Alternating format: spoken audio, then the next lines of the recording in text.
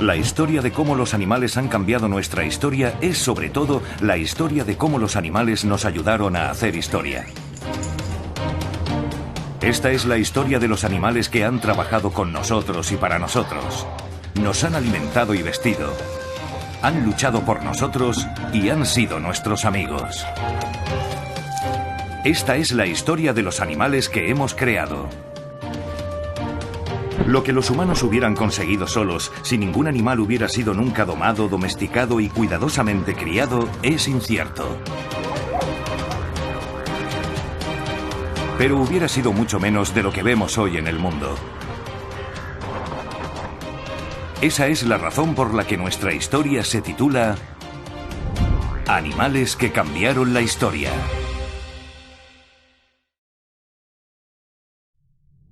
Imaginemos una especie que se sienta en lo más alto de la cadena trófica, que hace cosas que ningún otro animal puede hacer, que ha desarrollado una cultura y una tecnología excepcionales y sofisticadas. Impresionante. Pero ninguna criatura es una isla. De hecho, aunque a veces nos cueste percibirlo, muchos de nuestros logros más extraordinarios están inspirados en la observación detallada, en el estudio y en la imitación de lo que otros animales pueden hacer como si nada. El mundo natural nos ha dado modelos,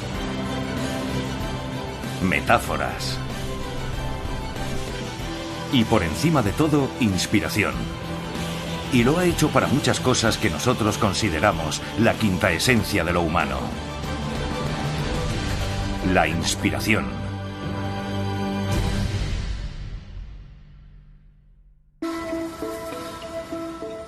Como especie, pensamos que somos mucho más que simples animales.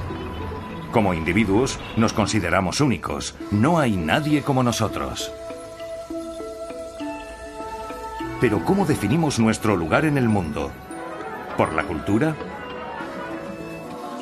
¿La religión? ¿La ciencia? Como el mundo que nos rodea, nuestra percepción de lo que somos realmente evoluciona sin cesar. Nos inspiramos para expresarnos a través de las palabras, el arte, la música y el esfuerzo científico. Nacen así nuevas creaciones e ideas. Ideas que tienen el potencial de llevarnos a destinos que aún no hemos alcanzado. Y así ha sido desde el principio. Los primeros humanos solo eran una especie animal más en un océano de animales. Pero hace 40.000 años comenzamos a hacer algo que ningún otro animal hacía. Empezamos a elaborar representaciones de nuestro mundo. Las pinturas rupestres representan la conexión innata que tenemos con la naturaleza y nuestra necesidad de encontrar nuestro lugar en ella.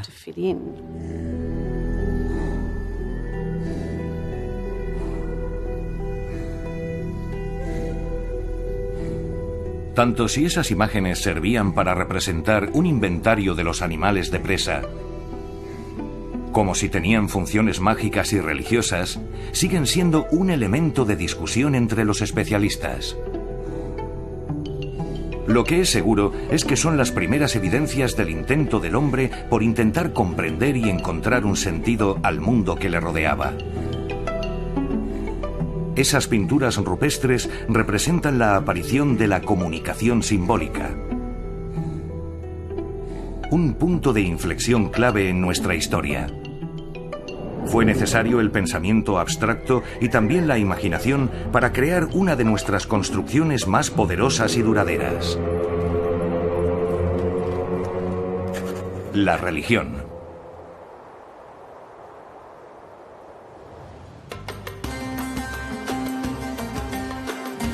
Con ella empezó una nueva era.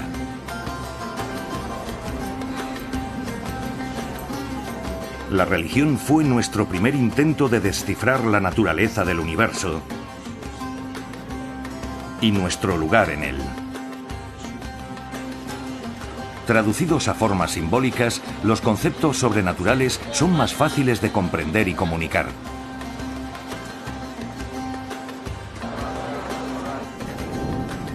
Un concepto nace para explicar un fenómeno natural. Y ese concepto es compartido y debatido por toda la comunidad.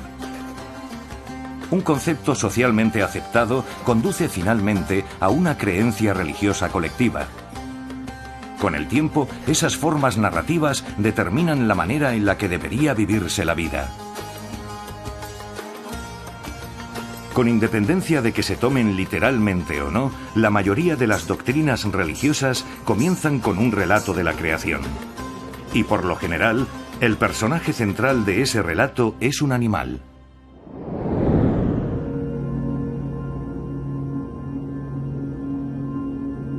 Según los relatos de los tiempos del sueño de los aborígenes australianos, las montañas, los valles y los ríos de sus tierras ancestrales fueron modelados por una serpiente arcoíris gigante cuando se deslizaba sobre la tierra.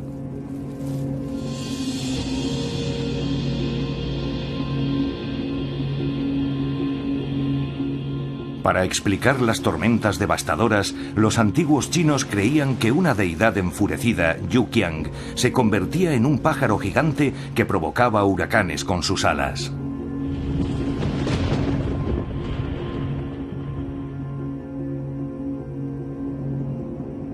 En el antiguo Egipto, el paso de las horas se atribuía a Khepri. Este dios de la creación adoptaba la forma de un escarabajo y empujaba el sol a través del cielo. La atribución de rasgos animales a los fenómenos naturales ayudaba al hombre a explicar lo aparentemente inexplicable. Y le permitió encontrar un lugar en el cosmos. Se crearon deidades, y algunas conservaron los rasgos animales, y muchas, además, siguen aún presentes en las religiones modernas. A menudo, los animales son elevados a la condición de divinidad por diversas razones, pero su importancia se debe sobre todo a las herramientas agrícolas, a la comida y a otros recursos. Uno de los primeros ejemplos de zoolatría puede encontrarse en el antiguo Egipto. Los reyes de Egipto construyeron templos y santuarios a sus dioses. Gigantescos monumentos de la antigua civilización egipcia tal y como fueron levantados. Horus, dios de los cielos, tenía el cuerpo de un hombre y la cabeza de un halcón. El dios del Nilo, Sobek, era representado con cabeza de cocodrilo. Anubis, dios de la muerte, tenía cabeza de chacal.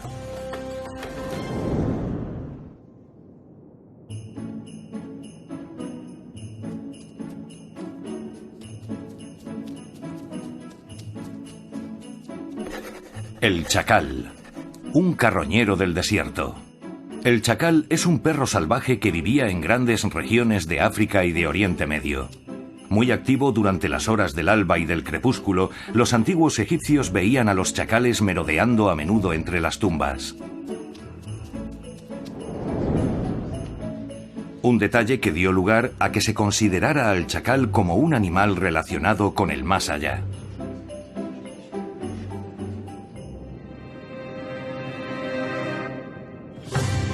Como parte integral de su cultura, los antiguos egipcios llegaron muy lejos para apaciguar su naturaleza divina. Y las evidencias de su devoción siguen siendo visibles actualmente. En el gran complejo de las pirámides de Giza, en la Esfinge y en los jeroglíficos que decoraban sus antiguos sarcófagos. Es el testamento de una gran civilización que veneraba a sus deidades animales.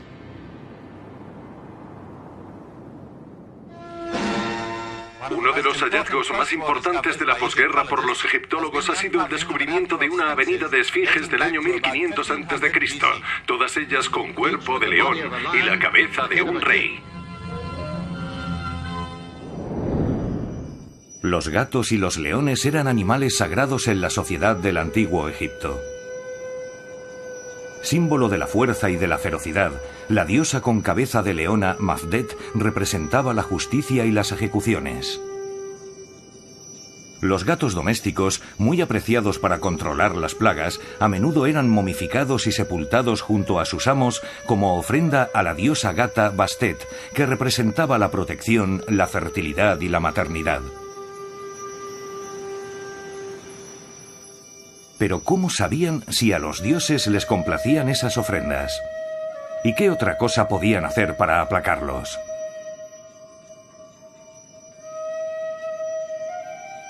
Ciertas religiones antiguas creían que era posible descifrar la voluntad de los dioses simplemente estudiando a los animales considerados divinos, o que, según creían, se comunicaban con los dioses.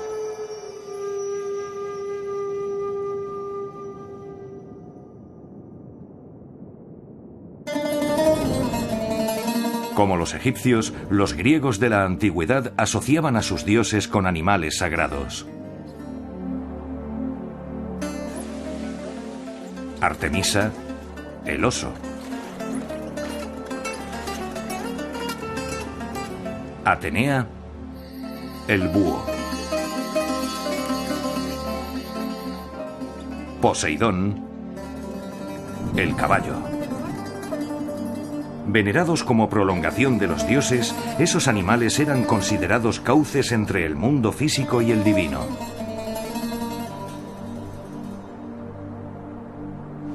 Por ejemplo, si alguien veía un oso en un momento en el que necesitaba consejo, pensaba que era una señal de que Artemisa le estaba hablando. Pero los animales sagrados no eran los únicos que estaban conectados con los dioses. En Grecia, la ceremonia de la antorcha olímpica tiene lugar en la antigua ciudad de Olimpia. Una sacerdotisa con el vestido clásico lleva el fuego. Los oráculos también eran considerados como una conexión de los dioses con la tierra. Sus profecías se consideraban la voluntad de los dioses sin discusión. Pero dado que solo las élites podían acceder a ellos, los oráculos no eran la principal fuente de predicción en la antigua Grecia. Ese título pertenecía a los adivinos. A diferencia de los oráculos, los adivinos no estaban conectados directamente con los dioses. Ellos solo podían interpretar las señales que los dioses enviaban. Y encontraban esas señales mediante sacrificios rituales. Por regla general, los adivinos respondían con un sí o un no a preguntas concretas tras examinar las entrañas de un animal sacrificado: un cordero, una cabra o un ave. Los romanos tenían creencias similares, pero ellos se concentraban en el vuelo de las aves. En especial, estudiaban las bandadas.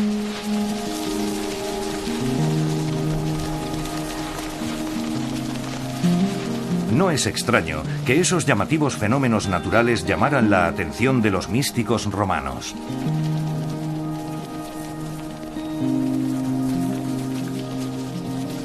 Los romanos creían que mediante la observación de los complejos y siempre cambiantes patrones del vuelo de las bandadas de pájaros, era posible adivinar el futuro e incluso interpretar los deseos de los dioses.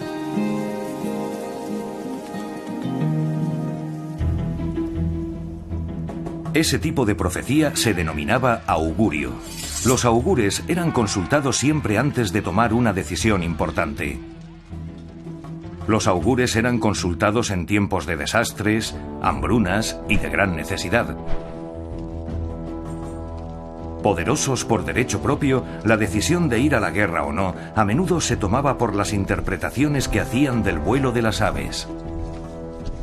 Senadores, políticos y generales podían seguir o no sus consejos, pero los augures les advertirían de los riesgos que corrían si no los seguían.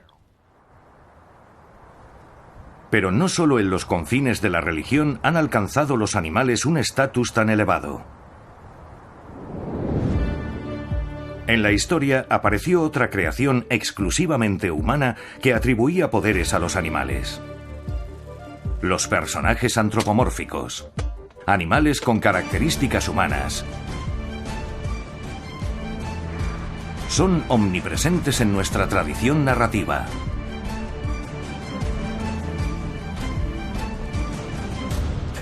La narración.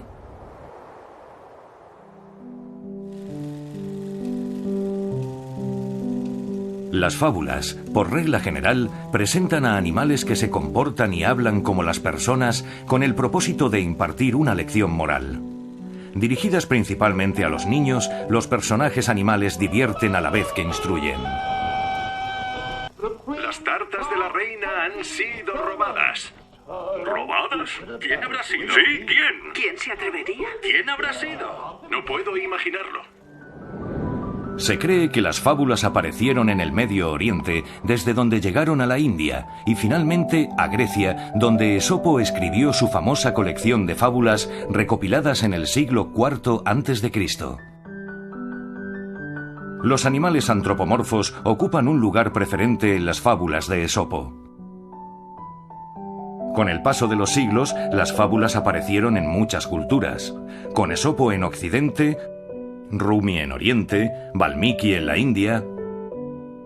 Todas ellas protagonizadas por personajes animales antropomórficos que enseñaban lecciones morales a los niños.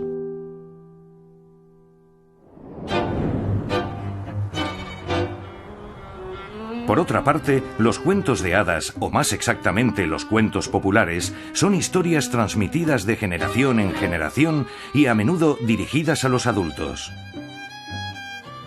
En los cuentos populares, los animales y las criaturas mágicas rara vez representan la moralidad de una cultura determinada.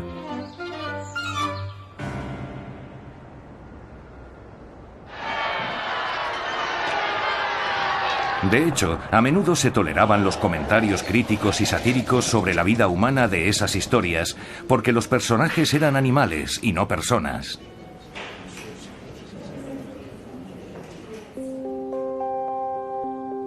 En nuestra propia época, los animales son los protagonistas de algunos de nuestros libros infantiles más populares. En el libro de Kenneth Grahame, El viento en los sauces, de 1908, animales como el señor sapo de Todd Hall hablan y se comportan igual que las personas. Resultan cómicos porque los animales hacen cosas propias de las personas, como el señor sapo conduciendo un coche, o como las comadrejas intentando apoderarse de Todd Hall. Es célebre la insufrible pasión del señor sapo por los coches. Aquí está en el pub presumiendo con su último modelo.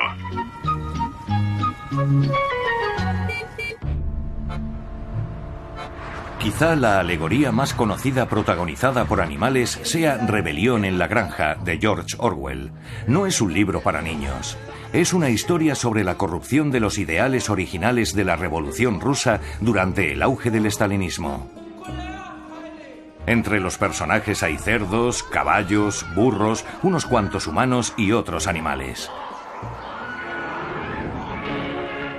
En un hermoso día otoñal, Moscú celebra su gigantesco desfile de la juventud. Al espectáculo asiste el camarada Stalin. Mediante la transformación de las figuras históricas en personajes animales, George Orwell fue capaz de aislar las ideas y cualidades que los habían llevado hasta una dictadura que él condenaba, universalizándolas. A los soviéticos no les hizo mucha gracia que los retrataran como a cerdos.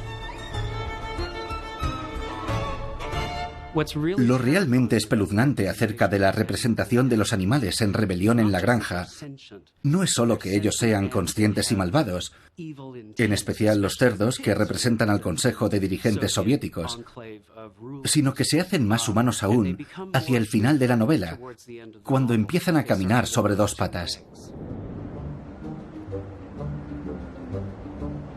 Ahora los personajes animales están por todas partes, en nuestros libros y en nuestras pantallas.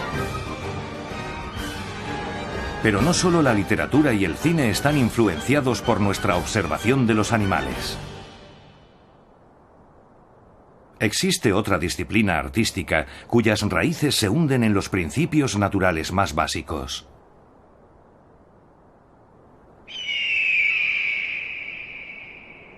Cierren los ojos y escuchen. Estamos rodeados de sonidos. Y siempre lo hemos estado. Incluso los sonidos de la naturaleza tienen un tono, alto o bajo. Un ritmo, la alternancia de sonido y silencio. Y un volumen, fuerte o suave. Pero no siempre estaban acompasados. Cuando los humanos empezaron a organizar el sonido en notas, ritmos y melodías reconocibles, se convirtió en algo diferente. Se convirtió en música.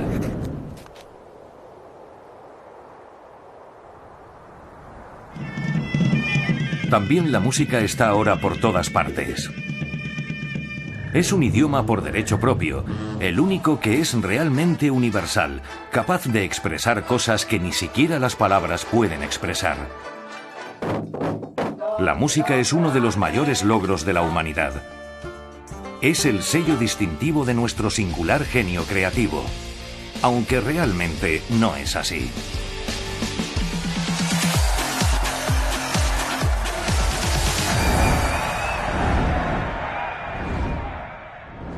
Los humanos han hecho de la música una forma artística compleja, pero los bloques constructivos básicos, la repetición de tonos y ritmos, existían en la naturaleza antes de que los hiciéramos. Los músicos por excelencia en la naturaleza son los pájaros.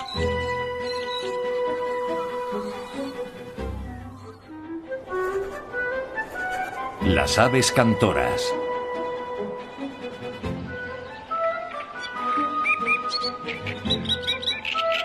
Para la mayoría de la gente, el canto de los pájaros suena a música. Y hay una buena razón para ello. En el canto de un ave se repiten temas y frases.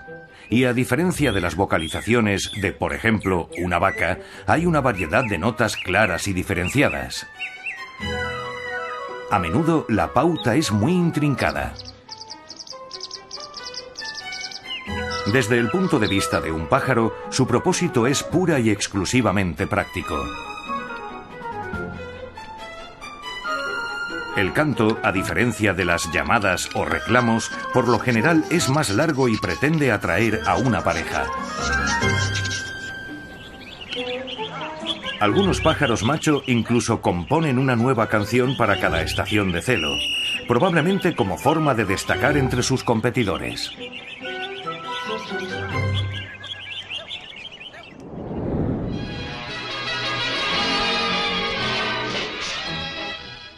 ¿Cómo reacciona una primadona ante la interpretación de un canto rival? Si canto para ti, ¿te volverás a reír?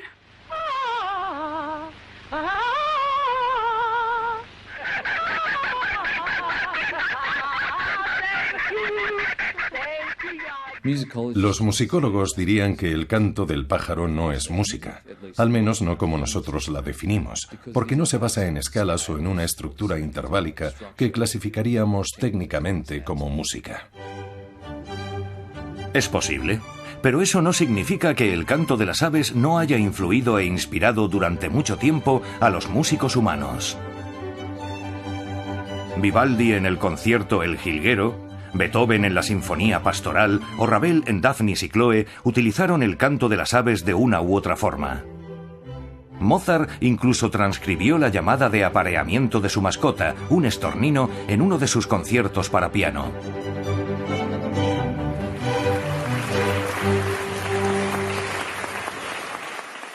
Es una deliciosa ironía que el canto de un ave, que en realidad solo es un pájaro en celo intentando aparearse, haya inspirado a tantos compositores a hacer música, algo que no tiene nada que ver con el imperativo evolutivo de una llamada de apareamiento. Quizá haya inspirado mucho más que todo eso. Echemos un vistazo a la Exposición Nacional de Aves en Londres. La estrella de cine Anne Hayward conoce a Mina, capaz de hablar. ¿Una reacción normal? Charles Darwin sugirió que el canto, tanto el de las aves como el del hombre, pudo dar lugar a las palabras que expresan emociones complejas. El sonido musical es, por su misma naturaleza, evocador. Quizá los primeros humanos, cuando se esforzaron por expresar algo más complejo que allí va un mamut lanudo, siguieron el ejemplo de las aves canoras. En El origen del hombre, Darwin especulaba sobre cómo los humanos aprendieron a hablar y cómo se desarrolló el lenguaje. Y proponía la teoría de que el canto de las aves era la analogía más próxima al desarrollo del lenguaje humano. La música, y posiblemente en alguna medida el lenguaje mismo, habrían sido inspirados por nuestros alados amigos. Pero ellos tenían algo más que enseñarnos, algo que cambiaría la historia de la humanidad para siempre. Mediante la observación de los procesos del mundo natural, nos hemos inspirado para emular y expandir pautas y estrategias naturales de probada eficacia. La biomimética es una disciplina innovadora que busca soluciones sostenibles a los retos humanos.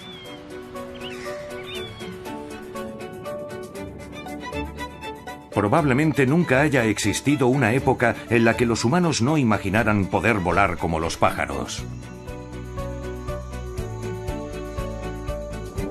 El vuelo. En cualquier lugar en el que la vida resulte peligrosa, la habilidad de elevarse en el aire es una promesa de escape. Cuando alguien se siente atrapado, el cielo parece ofrecer una libertad sin límites.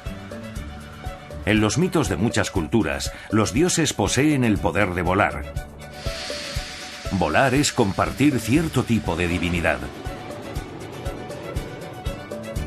De Ícaro a Superman, desafiar la gravedad ha sido la llave de la libertad y del poder. Despega el transbordador espacial Endeavour para preparar un hogar en el espacio a una gran familia internacional. Creo que como humanos siempre hemos querido elevarnos más y ser más rápidos, y volar es precisamente la forma de conseguirlo. Pero el sueño de volar solo fue eso, un sueño, hasta que a principios del siglo XX, los hermanos Wright construyeron la primera máquina que alzó el vuelo.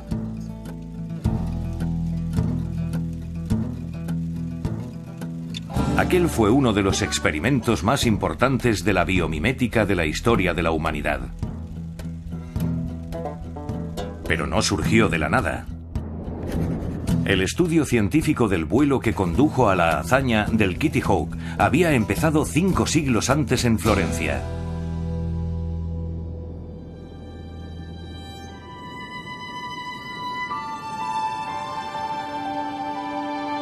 Leonardo da Vinci es más famoso por ser el artista que pintó la Mona Lisa. Pero en los primeros años del siglo XVI, él también dedicaba mucho tiempo a los pájaros.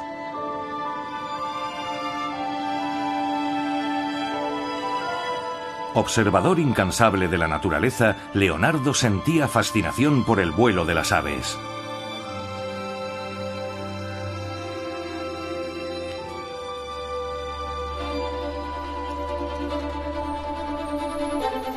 En 1505, cuando estaba pintando la Mona Lisa, Leonardo escribió el Códice sobre el vuelo de los pájaros, que comprendía un análisis de la mecánica del vuelo de las aves, al igual que algunas ideas para construir máquinas voladoras. Leonardo escribió: "Un ave es un instrumento que actúa de acuerdo con las leyes de las matemáticas. Un instrumento que está al alcance de la capacidad del hombre para reproducirlo con todos sus movimientos. Leonardo da Vinci fue el primero en establecer la aguda distinción entre sustentación y empuje, y dedujo que las alas de los pájaros tienen dos mecanismos separados. Uno que mantiene al pájaro a flote, que básicamente es la sustentación, y otro que proporciona el empuje, que es el resultado de batir las alas o aleteo.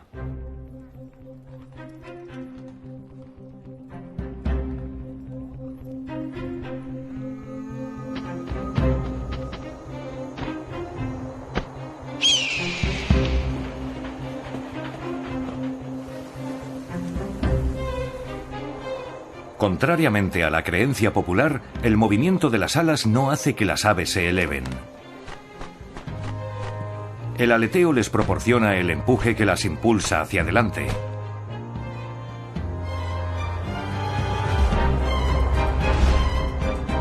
En sus últimos años, Leonardo descubrió que la sustentación se produce como resultado de la forma de las alas, ya que la presión del aire bajo las alas es mayor que la del aire sobre las alas. Aunque parece que Leonardo no consiguió construir una máquina voladora con éxito,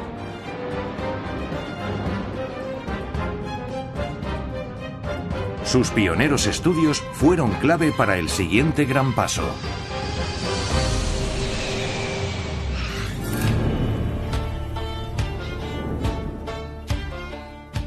A finales del siglo XIX, los hermanos Wright estudiaron los trabajos de Da Vinci, al igual que los intentos de los pioneros de la aviación de su época de construir una máquina voladora.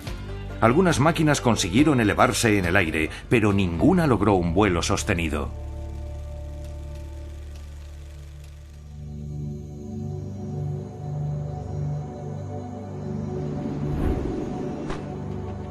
La teoría de los hermanos Wright decía que la clave del vuelo sostenido era el control. Y como Da Vinci, dirigieron su mirada a la naturaleza y concentraron toda su atención en las aves.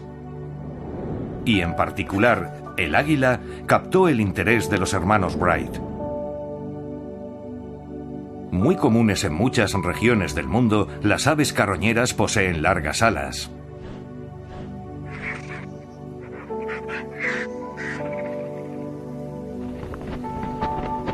En el vuelo aprovechan las corrientes térmicas del aire, por lo que mueven con poca frecuencia sus alas. En el verano de 1899, tras observar a los buitres en la colina de Pinnacle, Orville y Wilbur elaboraron su teoría del perfil alar.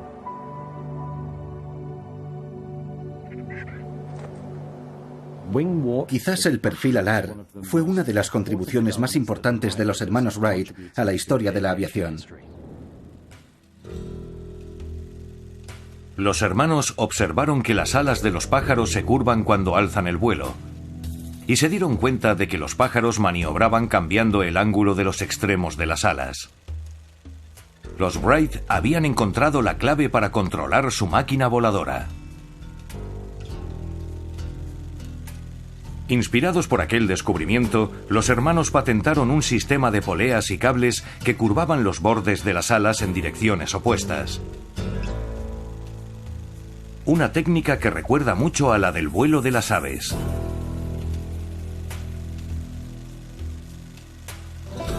Muchos años después, Orville escribió: "Aprender el secreto del vuelo de las aves fue como aprender el secreto de la magia de un mago".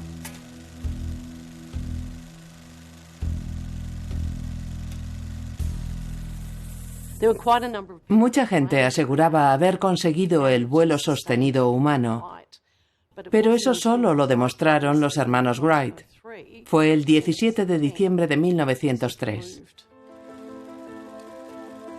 El 17 de diciembre de 1903, tras 4 años de pruebas y errores, tuvo lugar el histórico vuelo de 12 segundos de los hermanos Wright en la ciudad de Kitty Hawk, situada en los Outer Banks de Carolina del Norte. El 17 de diciembre de 1903, Orville y Wilbur Wright realizaron los primeros 4 vuelos controlados en un aeroplano con motor. Aquel día elevaron el mundo a una nueva dimensión.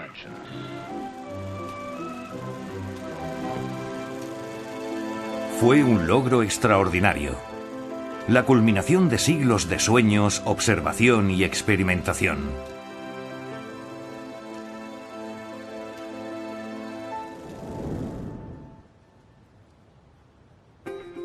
¿Cómo sería la vida? ¿Cómo sería nuestro mundo si no hubiéramos desarrollado la tecnología del vuelo?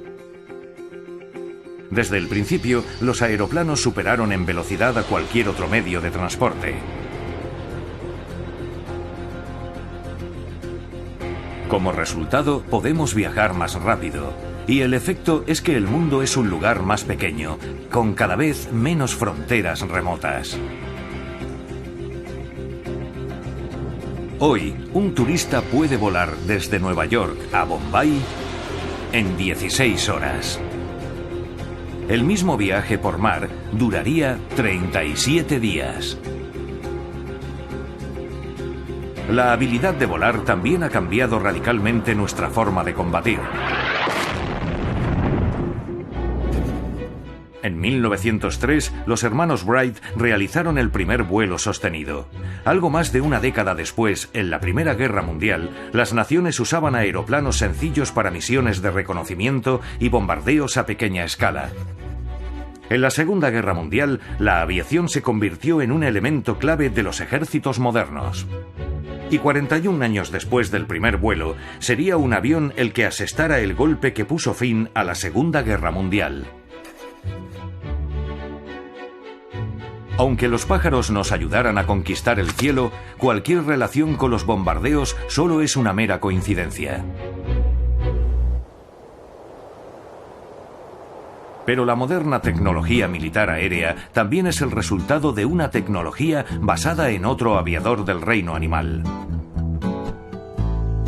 Es el único mamífero capaz de volar de verdad. Los murciélagos.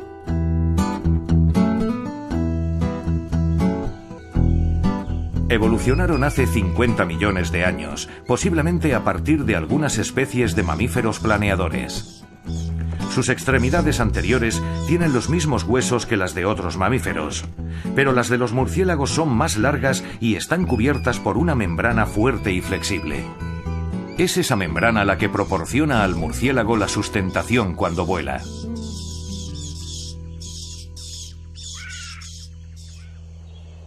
Pero el murciélago posee otra habilidad que ha tenido una influencia aún mayor en el mundo humano. Uno de los dos principales grupos de murciélagos es el de los microquirópteros o micromurciélagos.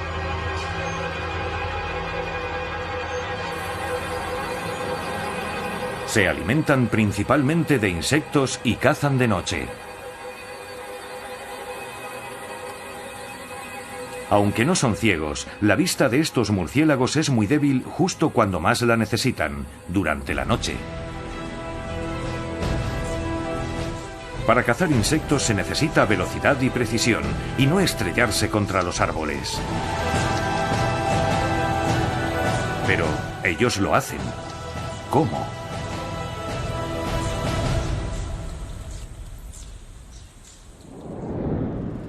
Los científicos del siglo XVIII demostraron que los murciélagos no se orientaban con la vista, sino mediante el sonido. Habían observado que incluso en una habitación completamente a oscuras, los murciélagos podían volar, pero no cuando tenían los oídos tapados. Hasta finales de la década de 1930, la ciencia humana no logró estar a la altura del murciélago. En 1938, justo antes de que comenzara la Segunda Guerra Mundial, George W. Pierce y Donald Griffin realizaron algunos experimentos en la Universidad de Harvard.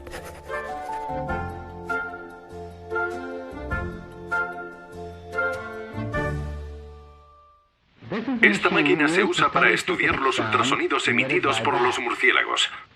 Amplía el espectro del oído humano, convirtiéndolo en un sonido audible.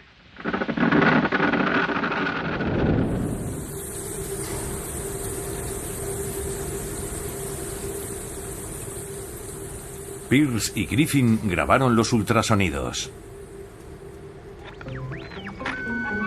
Sonidos que los murciélagos pueden oír, pero nosotros no. Ellos escuchan los ecos que rebotan en los obstáculos o en sus presas para evitar o perseguir el objeto en cuestión. En esencia, los micromurciélagos ven con el sonido. Y Griffin acuñó un término: la ecolocalización.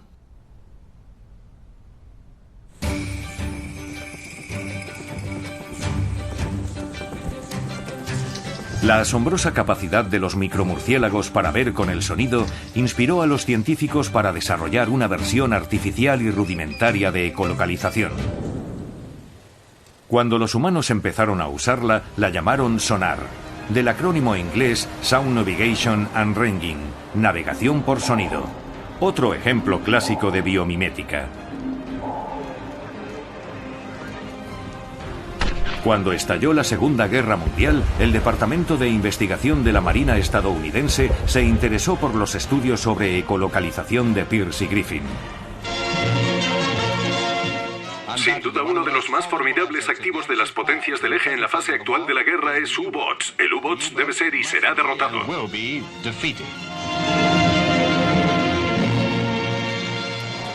El desarrollo de los submarinos para la guerra hizo que las investigaciones sobre el sonar se convirtieran en la máxima prioridad.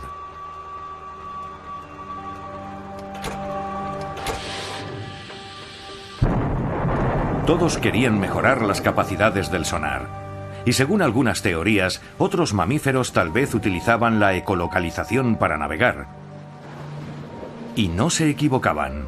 Quizá existiera un animal marino que usara la ecolocalización, un mamífero marino que tal vez pudiera ayudarnos a avanzar. Así entró en escena una de las criaturas más inteligentes del planeta: el delfín.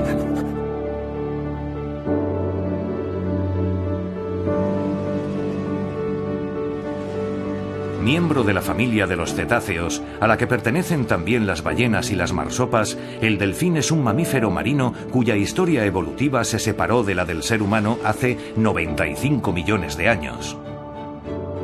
Su cerebro, comparado con el tamaño de su cuerpo, es uno de los más grandes del reino animal. El segundo solo después del cerebro del ser humano.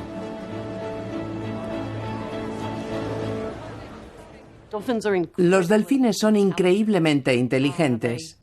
Enseñan a sus crías a usar herramientas, tienen una cultura y también poseen formas de comunicación increíblemente complejas. A finales de la década de 1940, los científicos ya habían estudiado el espectro de vocalización emitido por los delfines y los investigadores comenzaron a medir la respuesta del delfín a las frecuencias ultrasónicas. Lanza una anilla de metal y cuando Chiqui oye el ruido al golpear la superficie del agua se lanza en su búsqueda y comienza su ecolocalización. Los experimentos confirmaron que los delfines utilizaban la ecolocalización para navegar y detectar objetos, y que su dominio del sonido era muy superior a la tecnología del sonar de la Marina.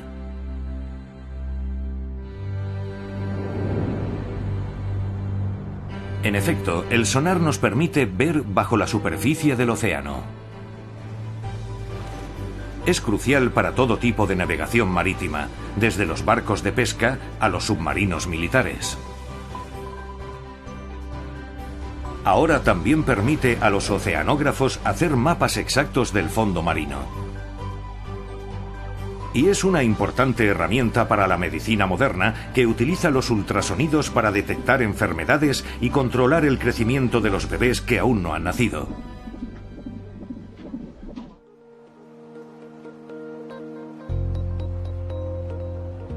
El avance tecnológico gracias a la observación de los animales no es solo algo del pasado.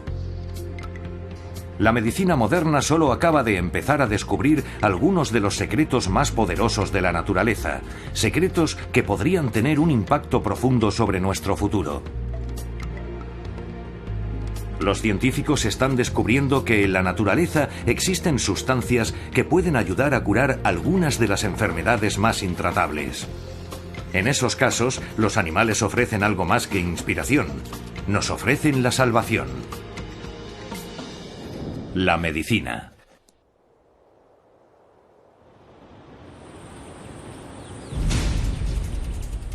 Lo irónico es que algunas de las armas más letales de la naturaleza podrían ser su fuente.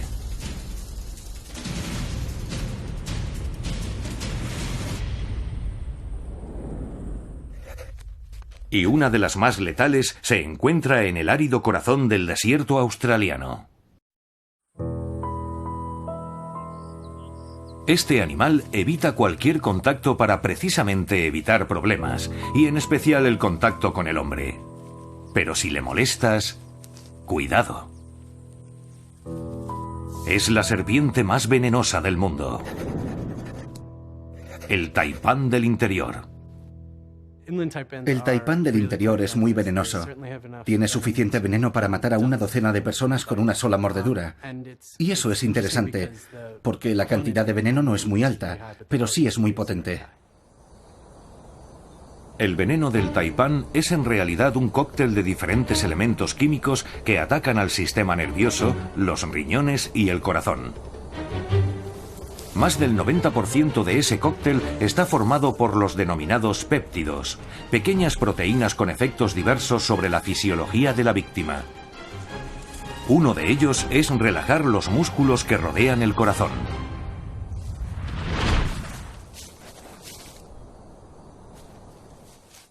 Su veneno ataca directamente al sistema nervioso central, el corazón y los riñones. Podemos invertir eso y usarlo con fines médicos. Los investigadores han descubierto que los péptidos del veneno del taipán pueden curar la insuficiencia cardíaca congestiva. Es un auténtico hallazgo de la medicina.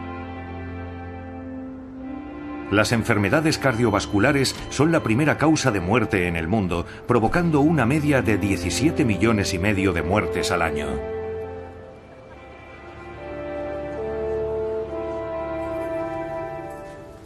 Pero el veneno del taipán no es el único que la medicina moderna investiga para tratar algunas de nuestras enfermedades más letales. Aún queda mucho trabajo por hacer en la investigación de los venenos, su aplicación en la medicina y en otros ámbitos. De hecho, los bioquímicos están elaborando toxinas procedentes de una gran variedad de especies para curar las enfermedades autoinmunes, la diabetes e incluso el cáncer. Los venenos son extremadamente complejos y nosotros solo estamos empezando a arañar la superficie de lo que podemos usar. Que algo tan peligroso pueda resultar tan terapéutico es muy interesante, porque nuestra capacidad para controlar la naturaleza y utilizarla juega a nuestro favor. Los animales venenosos siempre han supuesto una amenaza para nosotros. Con el tiempo hemos desarrollado respuestas médicas para defendernos de sus mortíferas toxinas. Y al hacerlo, hemos descubierto que los venenos más letales poseen un potencial curativo aún mayor. En el mundo actual, los rivales antaño más mortíferos nos ayudan a salvar vidas. Parece que los animales podrían ser tan importantes para nuestro futuro como lo fueron en nuestro pasado. Nosotros mismos somos animales, aunque a menudo lo olvidemos. Hemos evolucionado hasta convertirnos en la especie dominante del planeta. Pero no podríamos haber conseguido eso solos. Observando el mundo natural que nos rodea, hemos tomado prestado, nos hemos adaptado y hemos utilizado los dones con los que la naturaleza había bendecido a otros animales. Ellos han sido nuestros maestros y nuestra inspiración. Ellos nos han cambiado de formas de las que la mayoría de nosotros ni siquiera somos conscientes. Ellos son la materia con la que se fabrican los sueños y las pesadillas. Representan lo mejor de nosotros y lo peor. Nos han ayudado a convertirnos en lo que somos hoy. Ellos son los animales que cambiaron la historia.